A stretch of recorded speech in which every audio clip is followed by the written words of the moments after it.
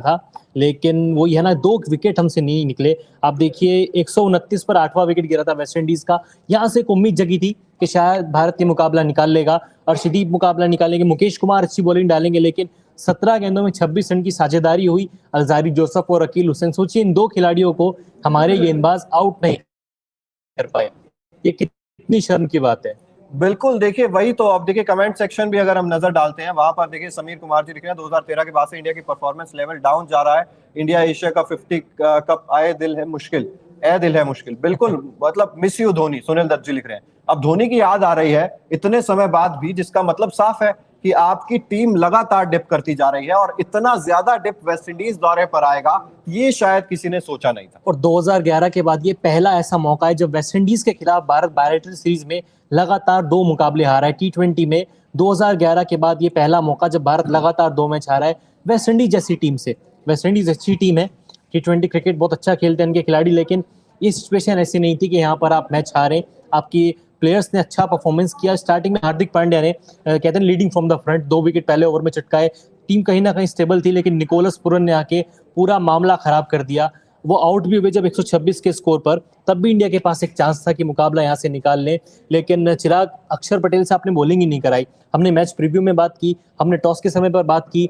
West Indies के कप्तान ने खुद टॉस के समय पर कहा कि स्पिन जो है वो यहाँ पर कारगर सिद्ध होगी, स्पिनर्स का बड़ा रोल होगा। आपने देखा ना युजवेंद्र चहल का, आपने वो ओवर देखा, आपको पता था इस गेंद पे टर्न है, आपको ओवर तो करवाना चाहिए था। आप पिछले मुकाबले में देखेंगे तब आपने स्पिनर से पूरे ओवर नहीं करवाए, यहाँ पर आपने अक्षर पटेल को गेंद तक नहीं दी।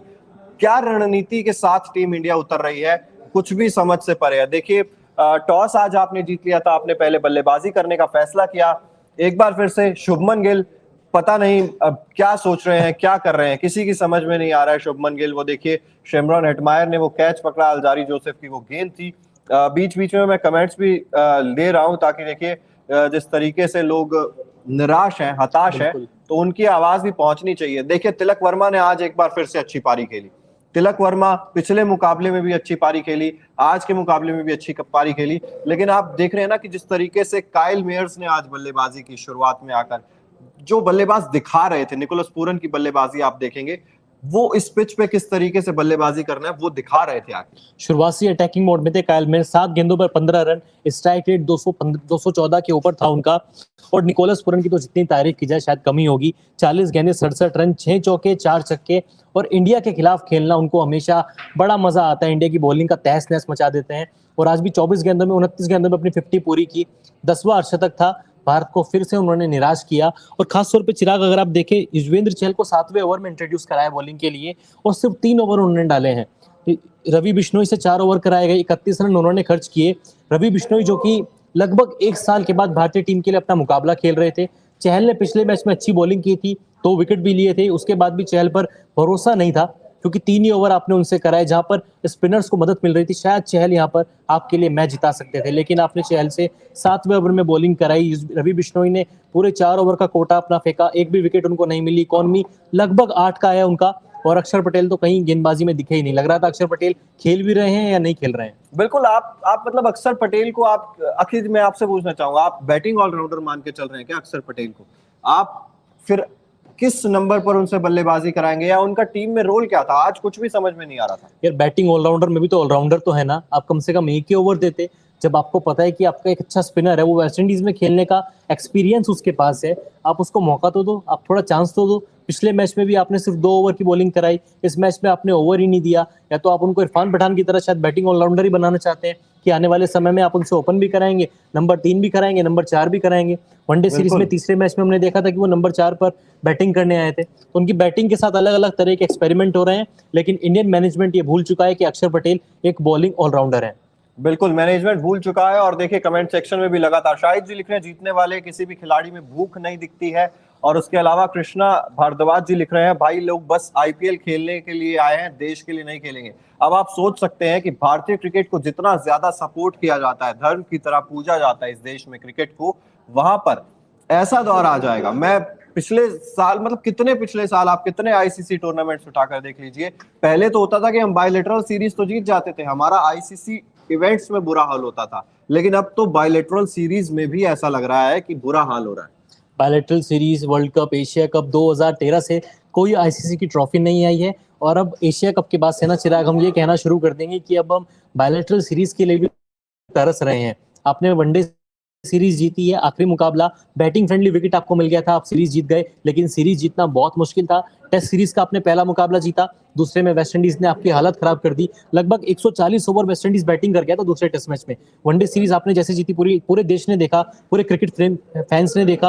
और टी20 सीरीज के तो आप 2 मैच हार चुके हो। 2011 के बाद ये मतलब वेस्टइंडीज से लगातार 2 मैच कौन हारता है यार। बिल्कुल, और आप रिकॉर्ड्स देखिए कितने, मतलब हैरानी होती है, परेशानी होती है ये सोच कर भी कि वेस्ट इंडीज के खिलाफ भारत 2 टी20 मुकाबले लगातार हार जाएगा, और अब तो सीरीज के लिए भी मतलब वो कहते हैं ना कि अब आपको हर एक मैच जीतना पड़ेगा यहाँ से। और इस टीम को देखकर लग नहीं रहा है कि ये एक भी मैच जीत पाएगी अगर इसी तरीके से खेलती रहेगी तो। ठीक है, प्रोविडेंस स्टेडियम की पिच हम कह रहे थे इतने ज्यादा रन नहीं है, लेकिन जिस तरीके से निकोलस पूरन बल्लेबाजी कर रहे थे तो लग रहा था कि ये पिच तो 200 वाली है। यहाँ पर तो शायद 180 190 बना सकती थी वेस्ट इंडीज की टीम।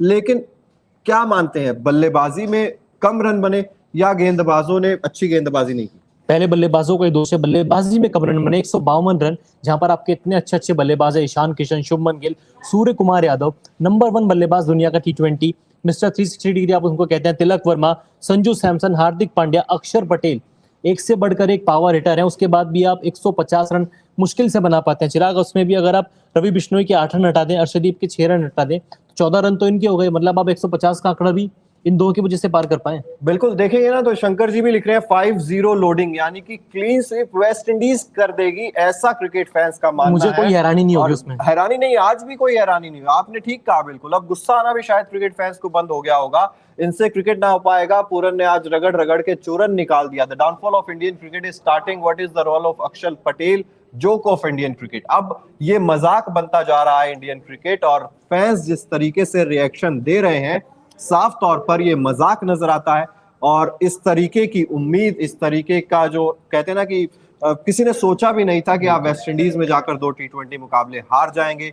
अब क्या यहाँ से क्या निकाल कर आ रहा है सामने? ये एक्सपेरिमेंट चल रहा है, ये वर्ल्ड कप की तैयारी 2023 की चल रही है, 2024 की चल रही है, या सिर्फ मजाक हो रहा है? नहीं, मैं इंतजार कर रहा हूँ हार्दिक पांड्या के कमेंट का, जब वो प्रेस कॉन्फ्रेंस में आएंगे और बोलेंगे कि युवा खिलाड़ी हैं, सीख रहे हैं, अगले मैच में इंप्लीमेंट करेंगे, गलतियां नहीं दोहराएंगे। वो गलतियां कब तक सीखोगे यार?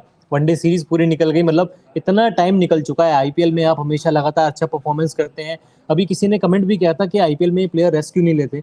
आप वनडे सीरीज में देखिए, रोहित ने रेस्ट लिया, विराट ने रेस्ट लिया। आईपीएल में एक मुकाबले में भी इन खिलाड़ियों ने रेस्ट नहीं लिया था, कंटिन्यू 14 के 14 वही मैच तो खेले बात है थे। ना, ये समझ में नहीं आ रहा है कि ये आप कहते हैं कि वेस्ट इंडीज की टीम कमजोर है, आप इसलिए शायद अपनी बी टीम, सी टीम, आप कहते हैं कि हमारे पास जी टीम तक हमारे पास टीमें, इतने खिलाड़ी आते हैं भारत से। लेकिन आपको क्या जरूरत है? आप इतने एक्सपेरिमेंट करते हैं कि आप वेस्ट इंडीज के खिलाफ बायलैटरल सीरीज हार जाएंगे, आप अपने मुख्य खिलाड़ियों को भेजेंगे नहीं, आराम करवाएंगे।